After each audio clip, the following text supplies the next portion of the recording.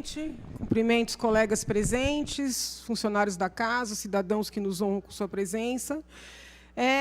O tema que me traz hoje aqui não é a questão da educação, né? Mas eu não posso me furtar de fazer um comentário que, na verdade, é algo pelo que eu tenho lutado todos esses anos, inclusive na condição de professora.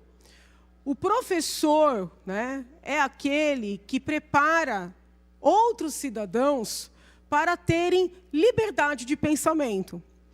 Então, quando um professor aproveita do seu papel de destaque, de líder dentro da sala de aula, para impor aos alunos as suas próprias convicções políticas, ideológicas, religiosas, ele está traindo a sua missão de professor. Isso não significa que o professor não possa, em alguma medida, expor as suas convicções.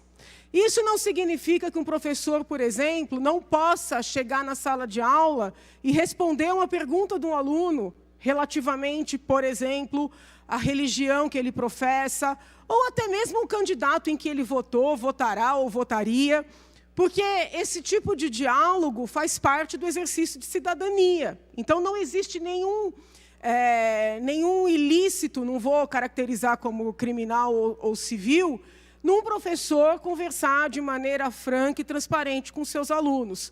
Mas é inadequado, sim, que o professor, independentemente das convicções que abrace, aproveite da sua condição hierárquica superior dentro de uma sala de aula, porque existe, sim, uma hierarquia entre o professor e os alunos, não adianta querer dizer que não, que ele aproveite dessa hierarquia para abusar do seu poder.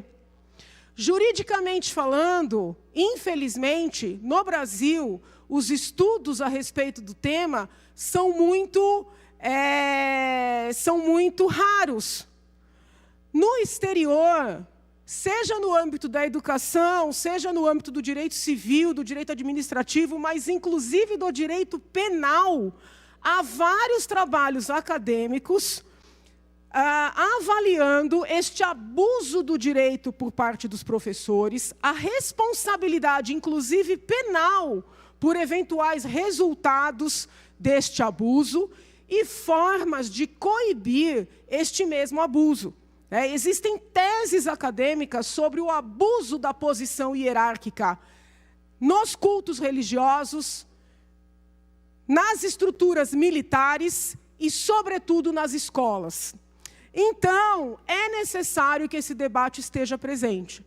A cena que o colega Douglas mostrou é absolutamente inconcebível.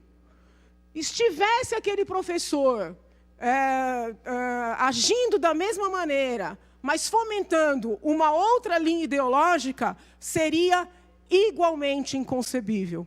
Uma fala violenta, uma fala impositiva, uma fala abusiva em termos hierárquicos. Quando se considera que esta fala ocorre num ambiente envolvendo crianças que são, por si, mais vulneráveis e estão em estado de desenvolvimento, conforme o próprio Estatuto da Criança e do Adolescente, a situação se revela mais grave. Então, eu insisto na necessidade dos professores, dos educadores em geral, até mesmo dos pais, terem presente que eles têm o direito, o dever de educar, mas não podem abusar dessa posição de superioridade hierárquica. Nós precisamos trabalhar para formar cidadãos capazes de pensar por si mesmos, capazes de tomar decisões, capazes de trabalhar pelo futuro deste país sem procurar por líderes infalíveis, por salvadores da pátria, porque é isso que, desde sempre, afunda a nossa nação. Muito obrigada, senhor presidente.